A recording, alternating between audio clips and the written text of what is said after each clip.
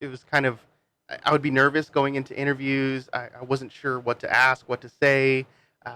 Keep in mind with podcasting, a lot of it is not live, or at least that's not how I hosted my podcast. A lot of it was pre-recorded, so I guess after a while I started realizing the pressure wasn't really on. When you're hearing a live show, it's a little different, but when you're pre-recording, it's you feel a little more comfortable. But it was pretty cool coming across, people like the mayor, or like yourself, or Cleto Rodriguez, or you're talking to the CEO, like uh, the CEO of the food bank. You come across these influential people, and you're just like amazed by their stories, what they do, how they impact their community. So it's been something you know, I've been really and truly blessed by being able to have that platform, have the podcast, and come across so many amazing individuals. For someone wanting to start a podcast, whether it's for fun or to, highlight travel or lifestyle or for their business, what advice would you give them? Just to really go all in. Like you have to go all in. It can't be a venture. It can't be something where you just kind of have it to the side, and you kind of, for a lack of better terms, just give it 50%. It has to be something where you really give it your full passion, your all. Just because I don't know, people can sense that.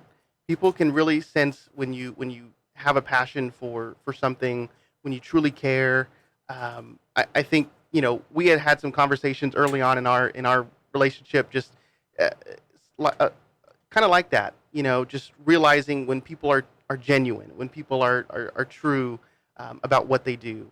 And for someone who maybe wants to start a podcast, whatever topic it is that they're covering, it has to be something that you care about.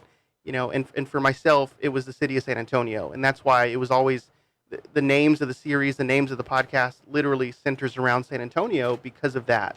I grew up here, proud San Antonian. I travel a lot. I love a lot of places outside of the city, but I love my hometown. And so I think my true love for San Antonio shows throughout the podcast, and throughout my network, and throughout the work that I've done. And so, you have to go all in. I think a lot of listeners, readers, followers, they don't realize that by following different influencers, different podcasts, different blogs, even if it is in their own city, everyone has a different way that they see things in their own city. There's a lot of hidden gems in your own Absolutely. neighborhood that you cover. I mean, I know a little bit about that. um, and people don't realize, oh well, that's another San Antonio thing, and I already know about the river. No, you don't know what people are going to cover. You don't know what they've seen that you haven't. So I think it's super cool what you do. What has been one of the struggles of running your podcast? Because see, people listen, and Hmm. and your podcast, you do a great job. Like it's like polished, it's awesome. We've had this conversation many times. It's a lot of work. It's absolutely a lot People of work, don't know that. They just, you know, they're on their phone or the computer, whatever, and they get to listen, but they don't know all the logistics of it. for sure. So what's been hard about that? Um, Pushing through.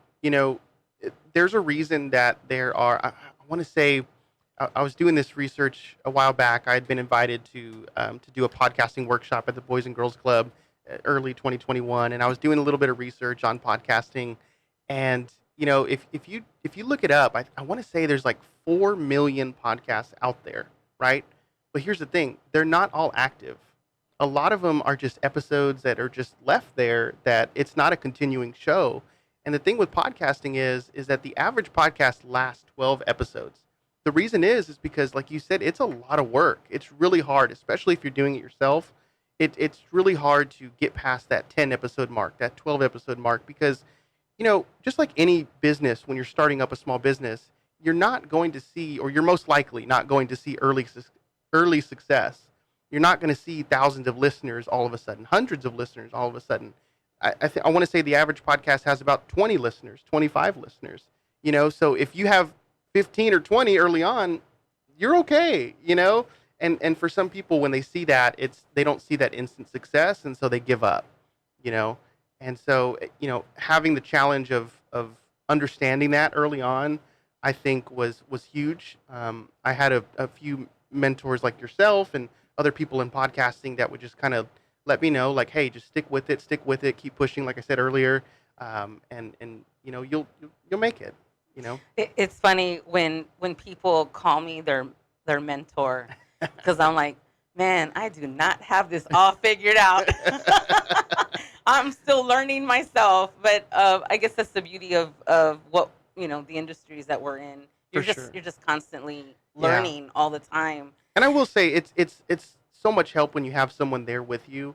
I know you do a lot of work yourself, and that's a huge reason why I admire the work you do.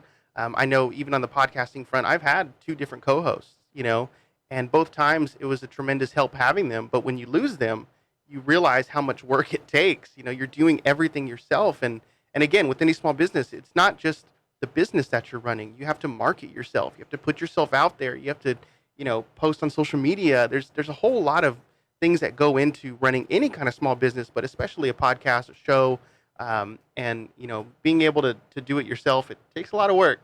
So your other hat that you wear, you're in the financial industry. Yes, I'm a financial professional here in San Antonio, licensed in the state of Texas, so specialize in retirement plans, life insurance for families. For my seniors, I am able to help with Medicare as well. So that's kind of my day job, if you will. I mean, of course, I work on the podcast during the day as well, but that's been my day job. That's my true passion, aside from loving the city of San Antonio, is working in the financial world. I started at Frost Bank. I love Frost Bank. Girlfriend works there. It's where I met her. But yeah, I mean, I love helping people understand financial lingo. A lot of people don't.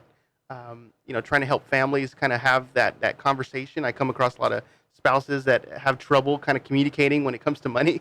And so I love being able to help families in that aspect. Well, I'm very proud of you because I see you at the schools. A ton of schools You're this year. talking to students and teachers about financial literacy. Like, I was very blessed in my family. I grew up in an entrepreneur type home. So I knew about IRAs and CDs and money markets like really young. And there's a lot of people, even my age, I don't want to say your age because you're younger than me, but my age, that were not taught that. Sure. Because I meet them all the time. And then I could just tell them to call you because you know more about it than I do. Sure. But we are going to take a small break, and we are going to come back with my special guest of the day. It's a surprise, but we'll be back. All right.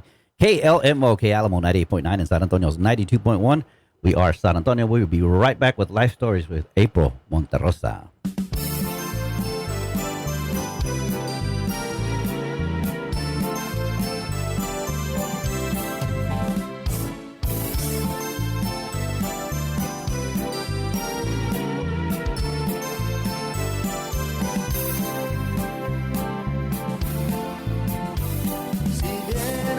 Feliz me estoy sintiendo ahora que tú estás cerca de mí.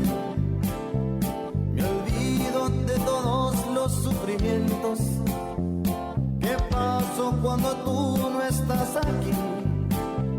Si piensas que porque me ves sonriendo yo vivo lleno de felicidad, quisiera que sintieras lo que siento cuando llega el momento en que te vas. Cuando te vas de mí, no quiero yo seguir viviendo, no quiero yo seguir sufriendo. Cuando tú te vas, cuando te vas de mí, me quedo sin tu amor, solo pensando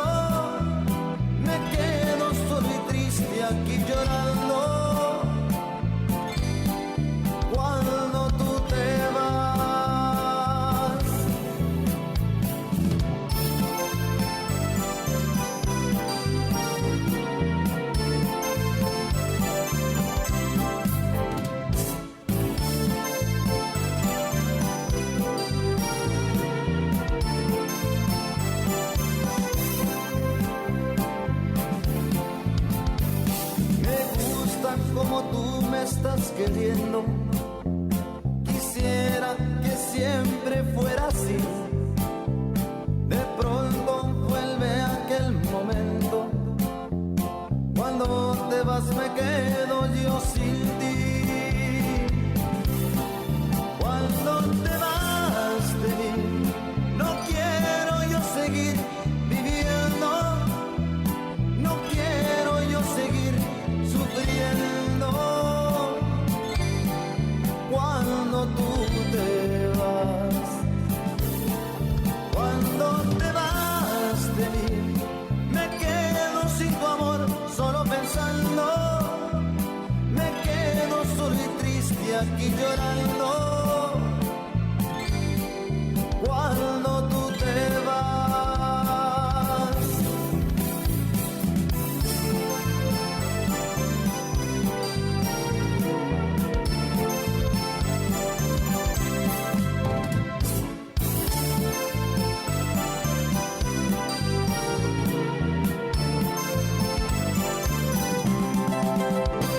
KLMOK Alamo Tejano 98.9 FM and San Antonio's 92.1. We are San Antonio.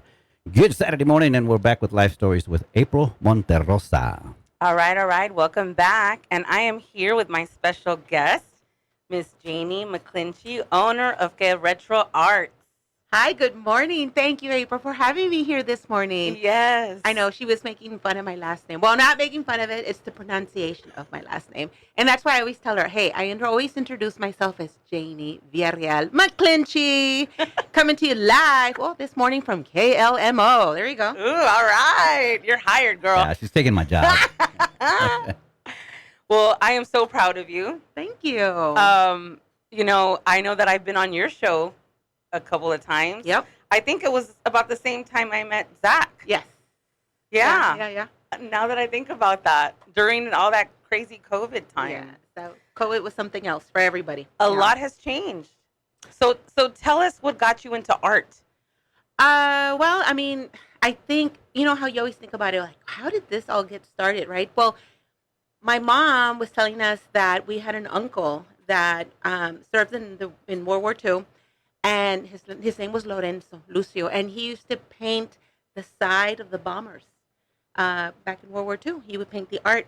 So I think that's where it all grew. We grew up with that. We saying that my brother and I, Jorge, were both artists. So even as little kids, we would always be, doodling, painting, and my parents were big, big supporters of that. They would always be buying us art supplies.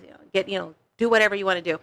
And then growing up, I had a grandmother, my grandmother Guadalupe. So I grew up in Laredo, Texas. My grandmother lived in Nuevo Laredo, Mexico. And so she was real, out there, in that day of age, right? So she introduced me to Frida Kahlo, my biggest inspiration. She had some, drawings or things. And I remember being little, I'm thinking, should I be looking at these pictures? They look kind of, And so she was like, no, this is a famous artist. She's from Mexico. So that is where I grew up, and I'm thinking, wow, this is awesome. She introduced me to that. And then at an early age, high school, college, I did a lot of traveling. I went to Mexico City. I discovered Mexico City. I discovered Frida Kahlo, Casa Azul, and all that just grew in me. And so a lot of my artwork is inspired by my childhood and just things that I've lived throughout my life. What an experience, though, to visit that. Yeah. Oh no. If anybody, there's so many Frida Kahlo fanatics out there, right? But unless you've actually lived it and gone to Mexico City, gone to Coyoacan, Mexico, seen her stomping grounds, see where she and Diego got married. I mean, all of that is huge inspiration, and I have to go do it on a regular basis to continue to be inspired by her, because she's my muse. She's the reason why I do what I do. I feel like you're definitely a leader in San Antonio of the arts community.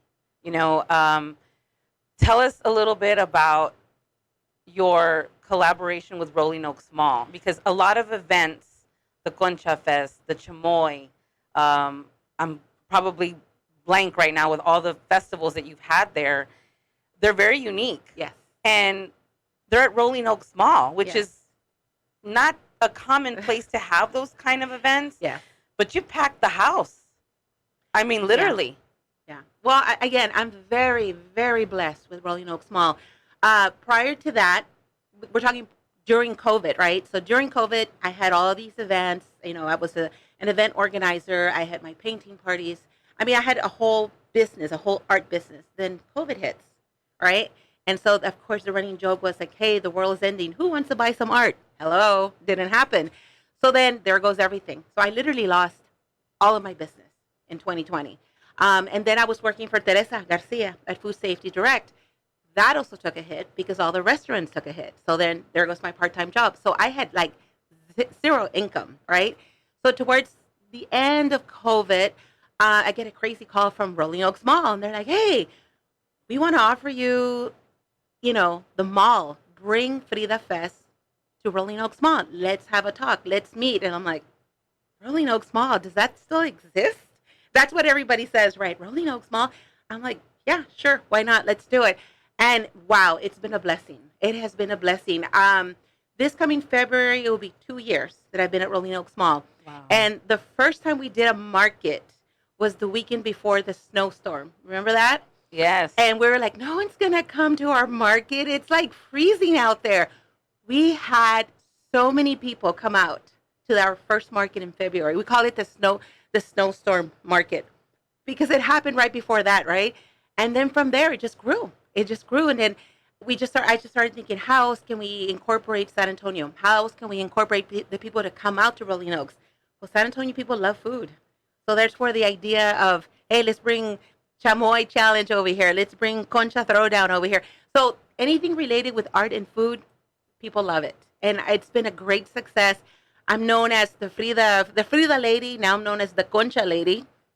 Well, Why you not? have the dress. I have the dress. I If wear you the weren't- dress. If you were not following Janie, It's look up hysterical. Get Retro Arts on Facebook, Instagram, Twitter. She literally has a concha dress. Yes.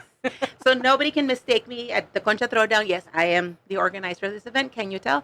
Because I even have Concha's ears on my head, So I love it. I love it. I love it. It's all about sharing traditions and just sharing it with our future generation. The art of pan de dulce.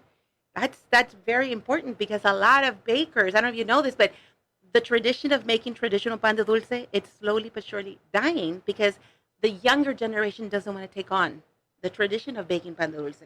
So that to me is very, very important because I grew up with this. So I try to support local bakers as much as possible because, again, I think that's very important to us as our culture here in San Antonio. And, and the thing is also with chamoy, who knew, right?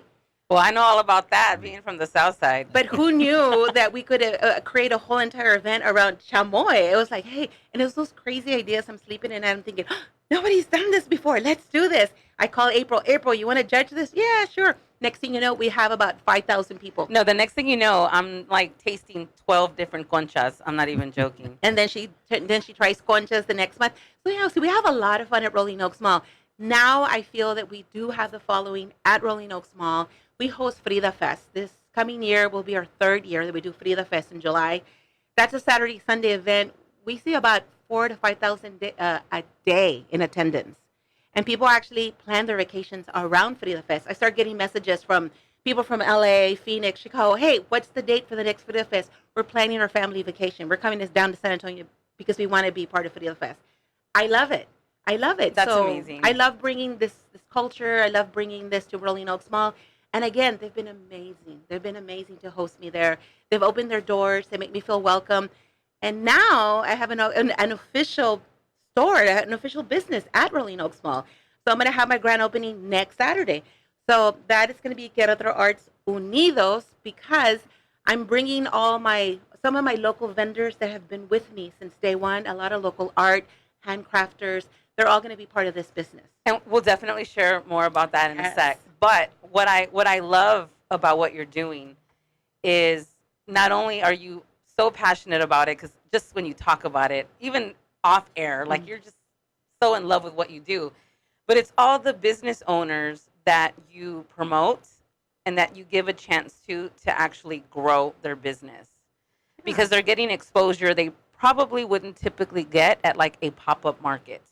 Right. A regular pop-up market. I mean, they're in a mall. They're in a well-known mall.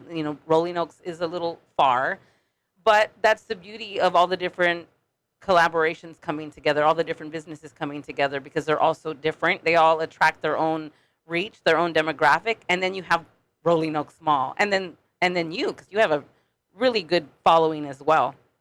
But we are going to take a break, and then when we come back, I will let Mr. Zach take over. All right, KLMOK Alamo Tejano, 98.9 FM. San Antonio's 92.1. We'll be right back with Life Stories with April Monterrosa.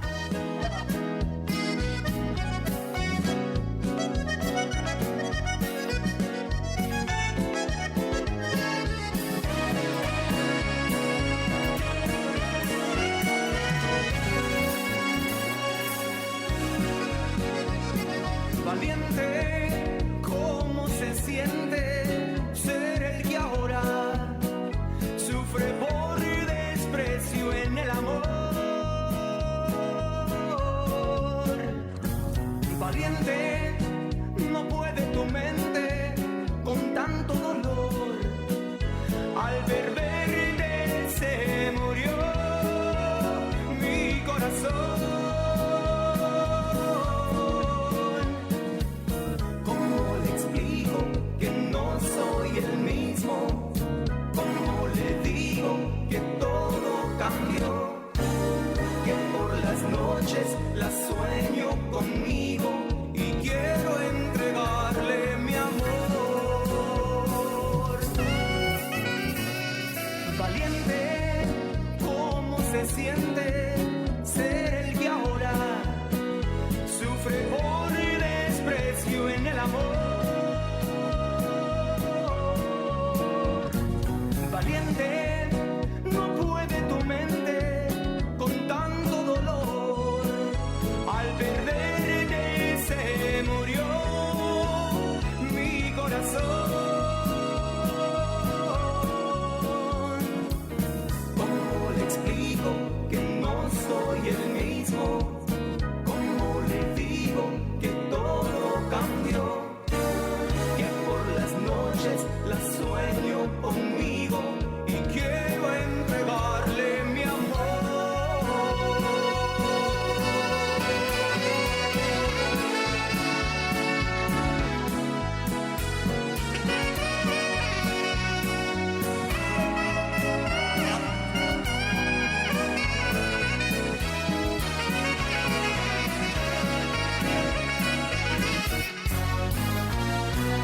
¿Cómo le explico que no soy el mismo? ¿Cómo le digo que todo cambió? Que por las noches la sueño conmigo y quiero entregarle mi amor. ¿Cómo le explico que no soy el mismo? ¿Cómo le digo que todo cambió? Que por las noches la sueño conmigo y quiero entregarle mi amor.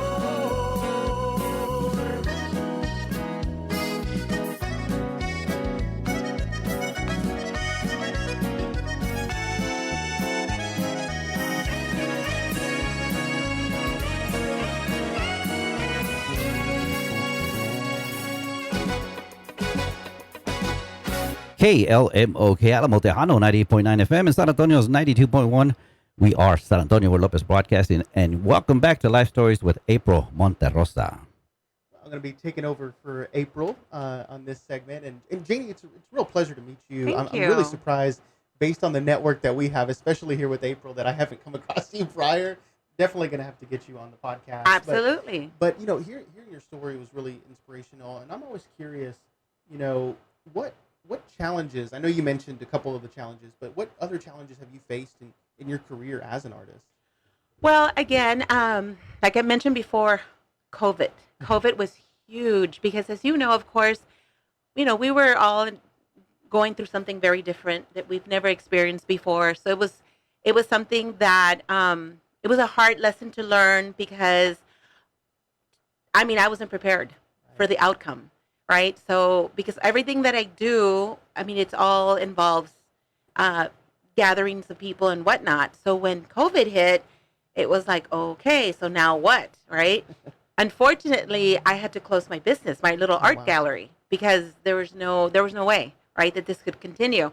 And like I said, I also had I had a 9 to 5 that I was doing in conjunction with my art gallery, but then that also went away because, there was no work. So I found myself like at one point, and I was thinking to myself, okay, I'm 55 years old, and this is the first time I'm applying for unemployment, and it was a scary thing. So this went on for like 7 to 8 months. Then I was blessed that I found another 9 to 5, right? So shout out to the Center for Healthcare Services.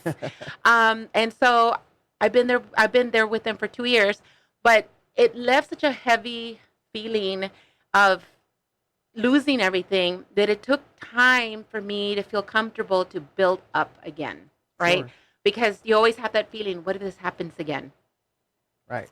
And so, because living through that, it made it very hard for me to feel comfortable doing that, building up. And so that's what I said when we had to cancel Frida Fest during COVID, of course. We had to cancel Frida Fest. We had to cancel Concha Throwdown. So all of those things had to be canceled. And then towards the end of 2020, I think, is when I got the call from Rolling Oaks Mall. And they're like, hey, we heard about you. Let's talk. Let's meet. I'm like, okay.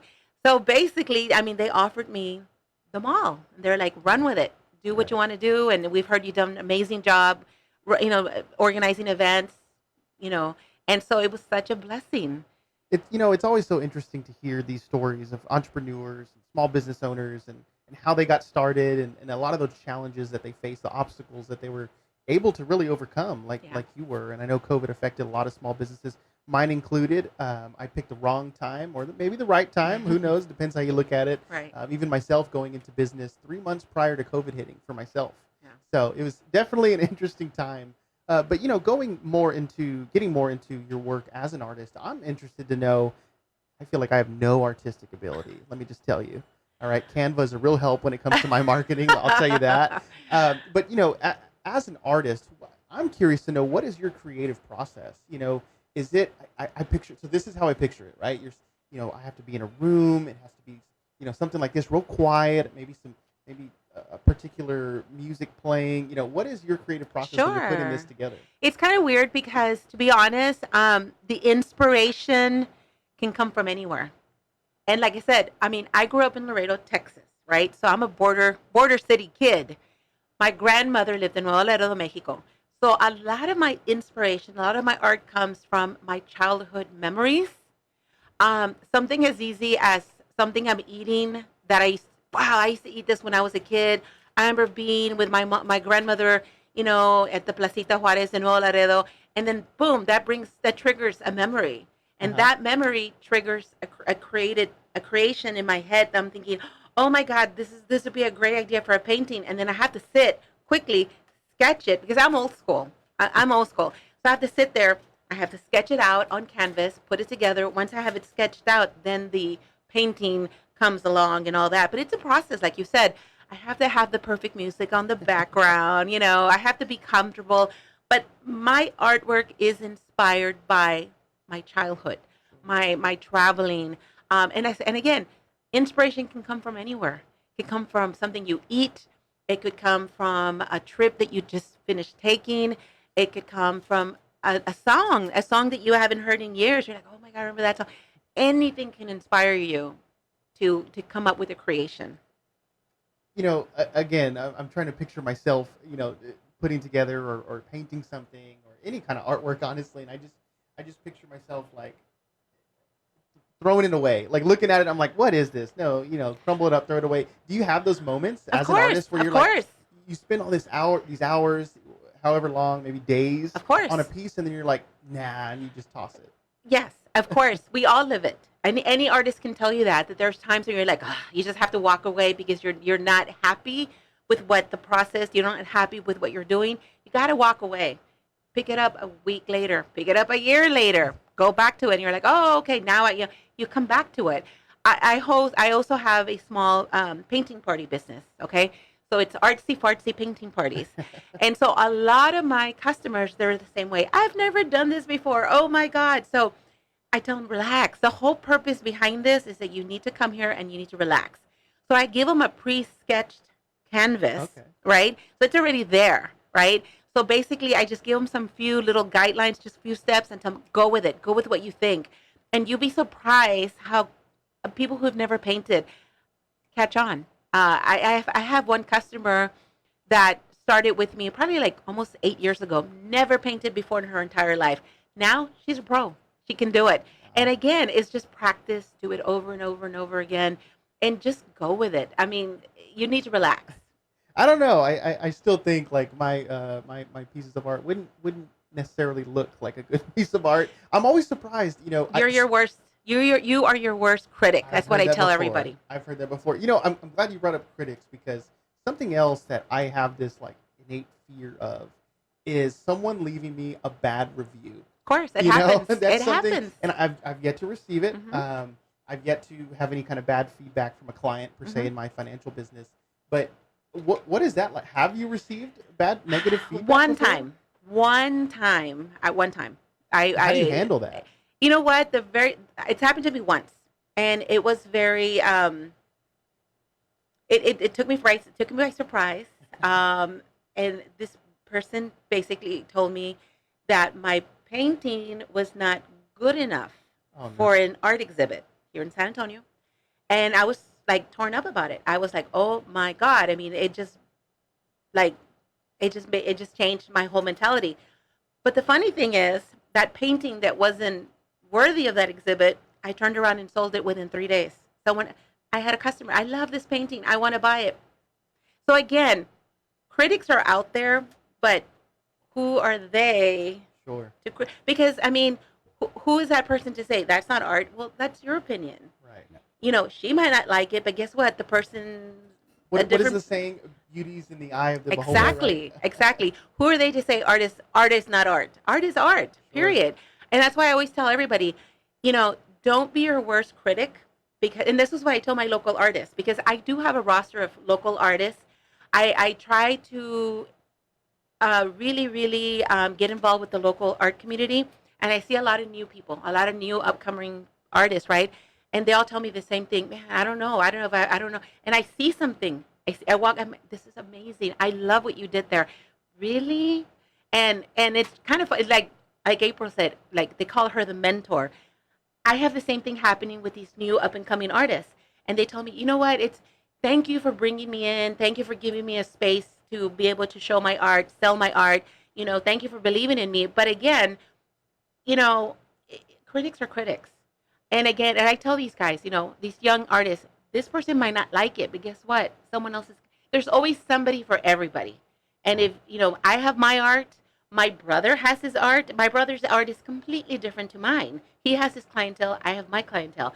It just varies. It's different, Sure. And this next question I have for you is kind of a two-part question, and they kind of go hand in hand. But, number one, if you could go back and change anything about this trajectory of your career and how you got started in your work, what would that be if you could change anything? The second part of that question is, again, it kind of goes hand in hand with it, is what advice would you give to an up-and-coming artist? I love when April asked me that question, and I love asking my interviewees that question on my podcast, is like, what advice would you give to someone who's aspiring to be an artist like yourselves? Well, for what I would change is I would love to have the confidence that I have now back then. That's a big one. When I was in college, when I was like finishing high school, because I love my art, right? I love always creating the art, but I didn't have the confidence. I didn't really believe in myself, or I didn't believe that it was good enough to exhibit, good enough to sell. So I lacked that confidence.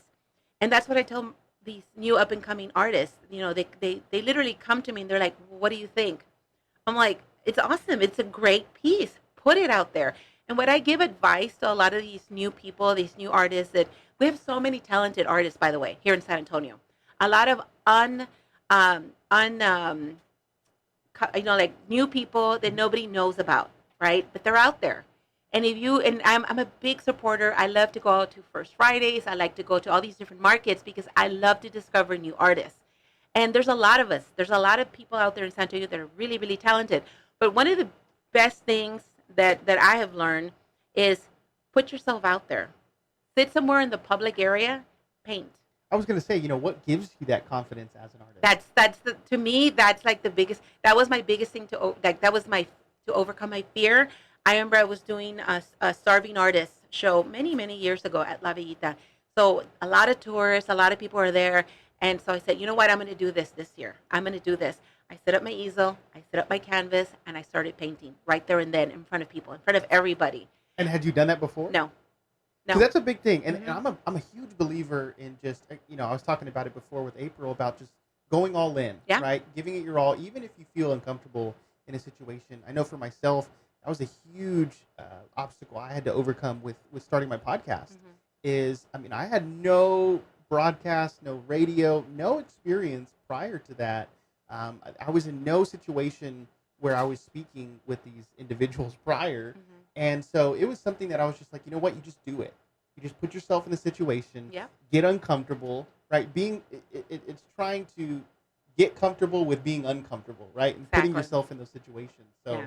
so I love that. And what are some other ways that you can do that as an artist? Well, and again, I'm guessing putting your your artwork art yeah, out there. It's got to be that. It's crazy because it was really funny because so I was a banker. I was a banker. All That's what I right. did for a living, right? Didn't like doing what I was doing. So I always Not for everyone. not for everyone. So I would always catch myself doodling at my desk. And so my husband, a big supporter, I love my husband, Keith, shout out to him, big supporter. And he would be like, you know what? I got you an easel. I got you some Okay. canvas. Just after work, just relax. Here's your glass of wine. Chill. Go relax and start painting. That was my way of coming home, relaxing, detaching from my day, whatever. Then this was when social media was first like starting out, right? I started taking photographs of my paintings. And I was like, should I not? I started posting them on my Facebook page. Next thing you know, one of my very good friends who lives in LA, she's like, hey, I want to buy 3 of your paintings. Can you ship them to me? I'm like, you want to buy my paintings? And it was crazy. It's gotta be an awesome feeling. Yes, it was crazy because I'm like, really? And that's where it started. It was like, what? I can make money off my artwork. So that's where it all started. But then again, I started off as a vendor like everybody else. I did the first Fridays. I sold at bars. I sold at restaurants. I would set up at sidewalks. I would set up anywhere anybody would tell me to go set up. So I always told my vendors, hey guys, I have been in the trenches with you guys. I've done it. So doing this for so many years, I learned the in and outs of event organization and being an event organizer because I learned from what these people were doing. It's like, I can do it better because I am an artist. I am a vendor. I know what it feels like to be a vendor. So I'm going to do what I do and do it differently and be more compassionate towards the vendors and really work to try to make them, not only myself, but make them successful because that's what a lot of these organizers should be doing. Is not just thinking about themselves, but think about their people. All right, before we go on break, I just want to jump in real quick. First of all, I want to thank all our listeners that are listening out there. We've got people from San Marcos, Austin, Corpus Christi, Hondo, Dallas. They're on our app. So thank you guys for joining us. And of course, aquí in San Antonio, especially on the south side, we've got a lot of people listening. Thank you so much. Hondo, Castroville, Pearsall, Pleasanton, all the local communities. Thank you so much. And then, of course, we got people on our Facebook Live. Jose Pepe Sanchez, good morning. Lisa Martinez. Let's see who else we got on here. Marcos Flores. And Margie, and I'm going to probably chop this up, but Olivides. Anyway, all right, so we have a question, and I apologize for that. So we had a question from one of the listeners that says, what is the best place to get good art supplies for children? For children, I'm gonna have to go with Michaels. Michaels has a lot of like pre-packaged art kits where even beginners can just go to Michaels and just pick up just your basic things. And if you want, go to my Facebook page and I can suggest some of the things that. Why don't you give us that information once again? Mhm. Sure. So it's Querétaro Arts. That's my Facebook page. And like I say, I can list like a beginner's list of art supplies. Is there an event that's coming up soon so that artists can bring their Yes. work out? And then, Yes. Well, the remainder of this month, I have 2 markets. Today, I got to head out to Rolling Oaks Mall. Hey, Rolling Oaks. I'm going to be there from noon to 5. It's going to be our holiday market. And then on the 17th, it's our last holiday market of the year. But yeah, I mean, our markets consist of local artists, handcrafted vendors. I'm Okay. really So- big on that. So should they contact you first before? Absolutely, Okay. yes, yes. That way they Contact can be me. set up. Yes. Okay, great. Yeah, of course, yes. All right. We're going to take a break. This is KLMOK Alamo Tejano 98.9 FM and San Antonio's 92.1. We are San Antonio. You're listening to Live Stories with April Monterrosa, and we'll be right back.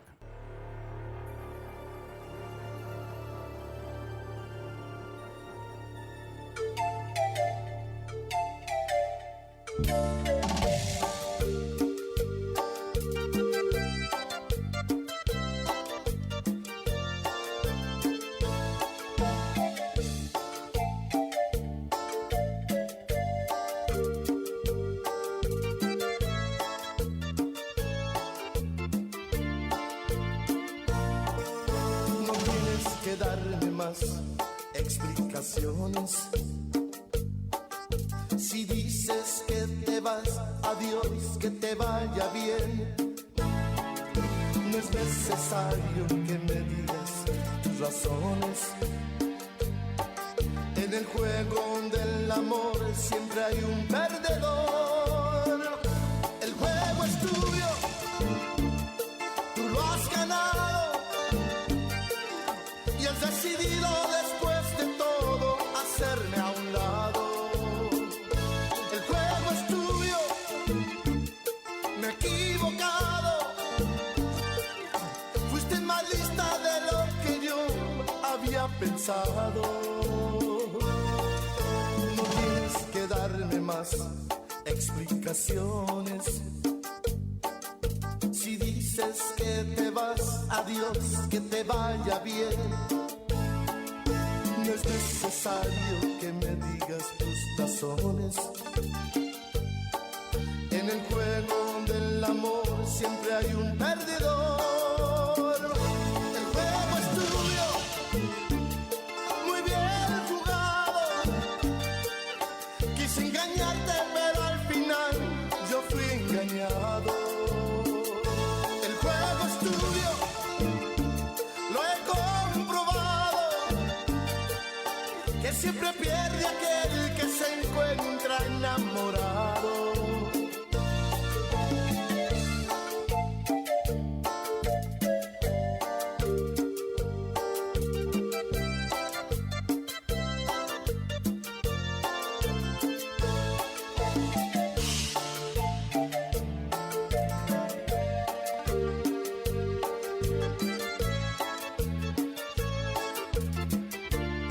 El juego es tuyo, tú lo has ganado.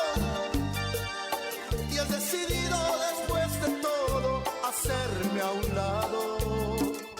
El juego es tuyo, me he equivocado. Fuiste más lista de lo que yo había pensado. El juego es tuyo, muy bien jugado. Quise engañarte, pero al final yo fui engañado. El juego es tuyo, lo he comprobado, que siempre pierde aquel que se encuentra enamorado. El juego es tuyo, tú lo has ganado. Y has decidido después de todo hacerme un lado.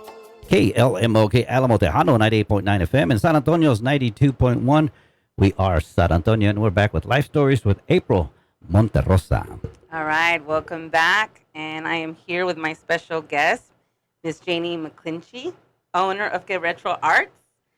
So tell us the big news, because you have something really big coming this month. Yes, I am doing. I have collaborated with Muertos Design and El Jefe Art Design. So Muertos Design it's a men's apparel. He creates his own men designs, t-shirts, caps, scullies, awesome stuff. And then El Jefe Art Design is my brother, Jorge. Shout out to my brother. So together we are opening Querétaro Arts Unidos. And it's a store at Rolling Oaks Mall. It's going to be on the first floor. basically, it's going to be in front of where the Sears entrance used to be. Rolling Oaks Mall was very gracious. They gave us an amazing space. In addition, we also have a mural wall that we're going to be painting, and it's going to be a collaboration with a lot of local artists that have worked with Querétaro Arts, and we're going to create an amazing mural. It's going to be one of those murals that the people from San Antonio are going to be like, "Hey, I got to go take a picture of that mural." Hey, you That's got to do it right. for the gram, man. That's right. For the That's right. gram. You got to go do it for the gram. So we're going to be creating a really neat, unique mural in front of our store at Rolling Oaks Mall, and our grand opening is next Saturday. I invite everybody to come out. The ribbon cutting ceremony is at 2:00, and we're going to have really neat swag bags for the first 25 customers. And these are nice swag bags because it's a collaboration from all three of us. It's going to have T-shirts, art prints, coasters, just a lot of neat stuff. It's our original merchandise. But one thing that I love about our store, our little unique business, is that not only us three, but we're going to have other vendors in there that have worked with Querétaro Arts throughout the years. So we're going to have Esther Guajardo. She does embroidery art. She sews her little kitchen towels, her aprons, her table runners. We're going to have hand-sewn dolls. We're going to have other people's art. Like about 3 or 4 other artists will be out there. We're going to have Jennifer Davila. Her beautiful glass art is going to be there as part of the store. So a lot of different local vendors will be part of this. Tell us what else you're going to have at the store, because I know that you had mentioned you're going to have painting parties. You're going to yes. have Yes. all kinds of cool stuff like that. Yes, So- because the store itself has a really neat entrance to the store. We have a nice area where we're going to be hosting again our painting parties, because we miss having our painting parties, and we have an amazing following because we have so much fun during our painting parties. We do a lot of Latino local art type of paintings. So you get to paint La Frida, you get to paint Virgen de Guadalupe. We'll even throw in a Latina Amy Winehouse. Why not? So we have a lot of fun doing that. And then we're going to carry local artists, books in our store. So we're going to have book readings. Our friend Fred Anthony Garza from Curious Twins, he's a chef. I don't know if you know this. I didn't know that. But yeah, he used to own Viva Vejeria. So he's a chef. He's going to be creating recipes out of the Frida Kahlo cookbook. I don't know if y'all know this, but there's an actual Frida Kahlo cookbook. This cookbook consists of the recipes that she used to cook for Diego. Before she married Diego, she didn't know how to cook. So she had to learn from one of Diego's ex-wives how to cook, because Diego loved to eat. So this cookbook, it's a collaboration of her recipes that she used to cook. Amazing. So we're going to have food demos. He's going to be cooking some recipes out of that cookbook. We're going to be carrying that cookbook in our store. We're going to have art exhibits, art openings. We're going to be hosting different artists from the city San Antonio. So we have a lot of plans for our business, and we're really excited. Again, very grateful to have this location, to have this opportunity again after everything that we've been through. And I just feel that I've done a total, complete, full circle. You have. And Yes. so San Antonio or those in the surrounding areas definitely come out to the grand opening. Tell us again. It's the next dates. Saturday, December 10th at Rolling Oaks Mall. Again, first floor where the Sears entrance used to be. The cutting ribbon ceremony is going to be at 2:00. I know my comadre over here, April's going to be course, there. of She's part of course. it. And so, yeah, we invite everybody. But today, if you don't have anything to do, come out to Rolling Oaks Mall. We're going to be there noon to 5. We're going to be hosting a Christmas market. So come out and join Yes. us. And I'm so excited about the new year because, as they say, third time's the charm, right? As some of you know, I'm the founder of the Southside Book Fair, and I love art. So this coming year, we're adding art to it. So it'll be the Southside Book and Art Fair, and Miss Janie's going to be leading I the love art it. way I love for it. me. So Yes, I absolutely. can't wait for that. You know, is there anything that you want the audience to know about you before we close out the show? That I love supporting the local small business owners, the local art community. I'm all about helping out others, and I give everybody a platform because I think everyone deserves to have this platform. And so come out to Rolling Oaks Mall. Come and join us. We always have something going on every weekend. You know, and thank you. Thank you to all our followers. We have over like 11,000 followers. Tell us again how people can follow you. So I'm on Facebook. You can find me under Querétaro Arts on Facebook, Instagram, Twitter, TikTok. All right. Yeah. Well, that about wraps up our show for today. My name is April Monterosa, and I'm the publisher of Live from the Southside magazine. You can find me on Facebook, Instagram, and Twitter at Southside SATX and at April May Media. And I will see you next Saturday. All right. KLMO, Alamo 98.9 FM. San Antonio's 92.1. We are San Antonio.